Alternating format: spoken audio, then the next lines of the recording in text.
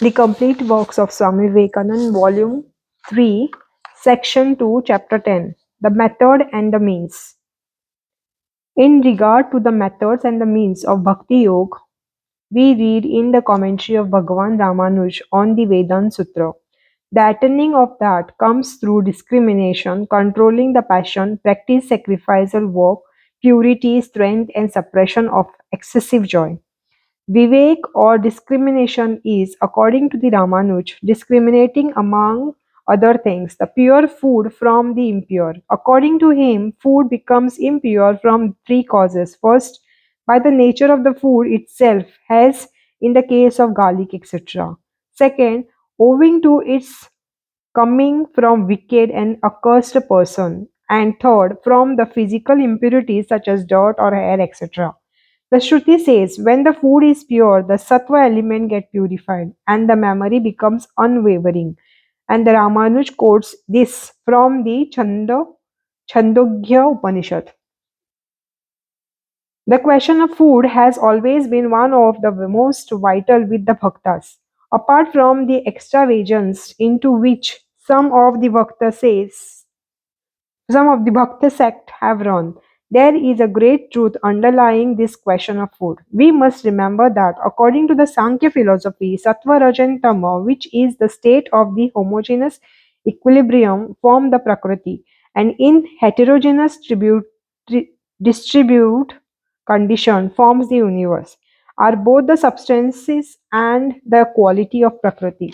As such, they are materials out of which every human being has been manufactured, and predominance of the sattva material is what is absolutely necessary for the spiritual development. The materials which we receive through our food into our body structure go a great way to determine our mental constitution. Therefore, the food we eat has to be particularly taken care of. However, in this matter, as in others, the fanaticism into which the disciples invariably fall is not to be laid at the door of the masters. And this discrimination of the food is, after all, of secondary importance. The very same passage quoted above is explained by Shankara in his Bhashya on the Upanishad in a different way by giving an entirely different meaning to the word ahara, translated generally as food. According to him, that which is gathered in the ahara. According to him, According to him, that which is gathered in is ahara. The knowledge of sensation, such as sound, etc., is gathered in for the enjoyment of the enjoyer, self. The purification of knowledge which gathers in the perception of the senses is the purifying of the food, ahara. The word purification of food means the acquiring of knowledge of sensation untouched by the defect of attachment, aversion, and delusions, which such is the meaning. Therefore, such knowledge or ahar been purified, the sattva material of the possessor of it, the internal organs will become purified, and the sattva being purified and unbroken memory of the infinite one who has been known in his real nature from scriptures will result. These two explanations are apparently conflicting, yet both true and necessary. The manipulating and control of what may be called the finer body, the mind, are no doubt higher functions than the controlling of the gross body of flesh. But the control of the grosser is absolutely necessary to enable one to arrive at the control of the finer. The beginner, therefore, must pay particular attention to all such rules, dietics rule as have come down from the line of his accredited teacher.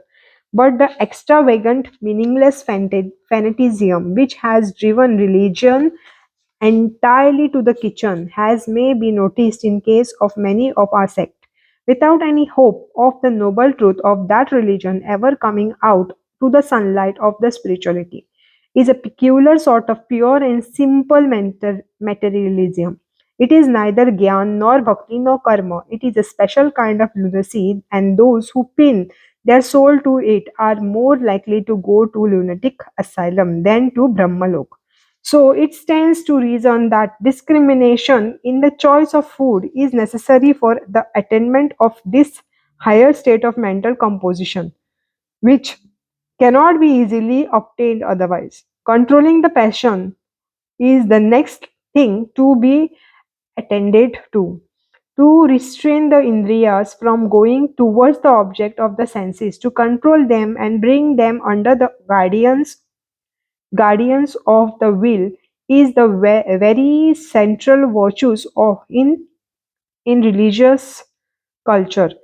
Then comes the practical of self restraint and self denial. All the immense possibilities of divine realization in the soul cannot get actualized without struggle and without such practice on the part of the aspiring devotee. The mind must always think of the Lord. It is very hard at first to compel the mind to think of the Lord always, but will ever new will ever new effort the power to do so grows stronger in us by practice, O son of Kunti, and by non-attachment is it attained, says Krishna in Gita. And then has to sacrificial work. It is understood that the five great sacrifice, that is Pancha Mahayajna, that is the five great sacrifice, have to be performed as usual.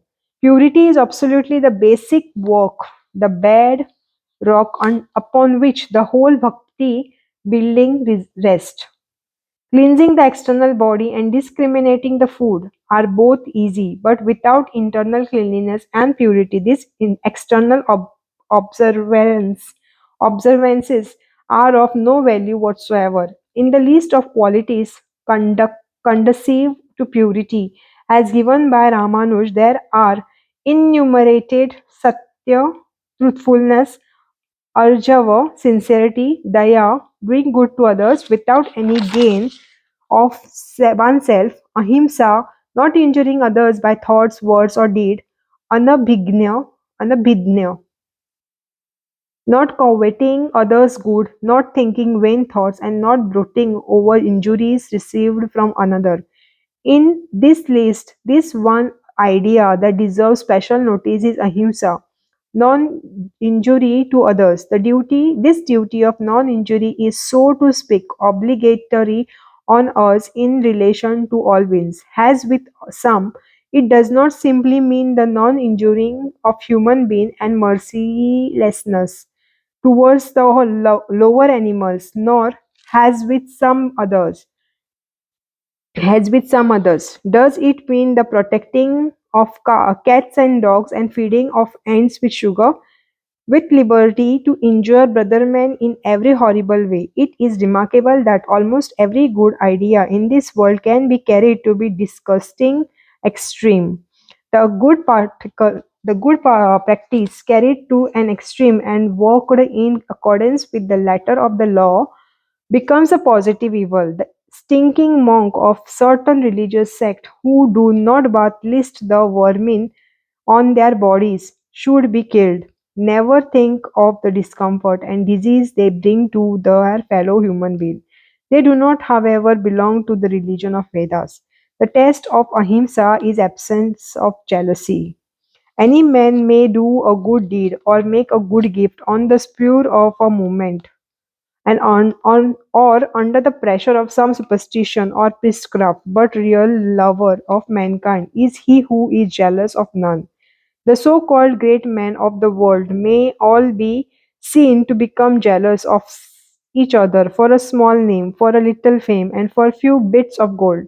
So long as this jealousy exists in the heart, it is far away from the perfection of ahimsa. The cow does not eat meat, nor does the sheep. Are they great yogis, great non-injuries, ahimsa, ahimsak, or ahimsak? Any fool may abstain from eating this and that. Surely that gives him no more distinction than the herbivorous animal. The man who will mercilessly cheat widows and orphans, and do the wittiest deed for men money is worse than any brute, even if he lives entirely on grass. The man whose heart never cherishes even the thought of injury to anyone, who rejoices at the prosperity of even this great enemy, that man is the bhakta. He is the yogi. He is the guru of all, even though he lives every day of his life on the flesh of swing. Therefore, we must always remember that external practice have value only as helps to develop internal purity. It is better to have internal purity along with minute attention to the external observance in is not practicable. More woe unto the man and woe unto the nation that forgets the real internal spiritual essentials of religion and mechanical clutches with their like grasp at all external forms and never lets them go. The forms have value only so far as they are expressing or expressions of the life within. If they have ceased to expression life or to express life, crush them out without mercy. The next means of the attainment of bhakti yoga is strength, anavasada, anavasada. That is, next is strength. This Atma is not to be attained by the weak, says the Shruti. Both physical weakness and mental weakness are meant here. The strong, the hardly are the only fit students. The strong, the hardly are the only fit students. What can puny little descript things do? They will break to piece whenever the mysterious force of the body and mind are even slightly awakened by the practice of any of the yogas. It is the young, the healthy, the strong that can score success. Physical strength, therefore, is absolutely necessary. It is a strong body alone that can bear the shock of the reaction resulting from the attempt to control the organs. He who want to become a bhakta must be strong, must be healthy. When the miserable weak attempts any of the yoke, they are likely to get some incurable malady, or they weaken their minds. Voluntarily weakening the body is really no prescription for spiritual enlightenment. The mental weak also cannot succeed in attending the Atman. The person who aspires to be a bhakta must be cheerful. In the Western world, the idea of religious man is that he never smiles, that a dark cloud must always hang over his face, which again must be a long drawn with the jaw almost collapsed. People with emaciated bodies and long face are fit subject for the physicians. They are not yogis. It is the cheerful mind that is preserving. It is a strong mind that hews its way through a thousand difficulties, and this, the hardest task of all. The cutting of our way out of the net of Maya is the work reserved only for giant wills. At the same time, excessive mirth should be avoided. Anudarshana. Anudarsha. Excessive mirth makes us unfit for serious thought. It also fritters away the energies of the mind in vain. The stronger the will, the less the yielding of the swore of the emotions. Excessive hilarity is quite an objectionable. The excessive hilarity is quite as objectionable, has too much of sad seriousness, and all religious realization is possible only when the mind is in a steady, peaceful condition of harmonious equilibrium. It is thus that one may begin to learn how to love the Lord.